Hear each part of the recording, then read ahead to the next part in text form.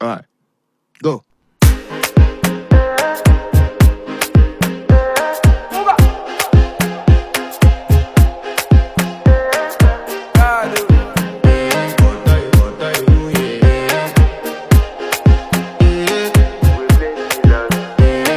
To flex my love, I want to impress, and I want to carry my love away to a place she loves. I'm a man, I want to impress.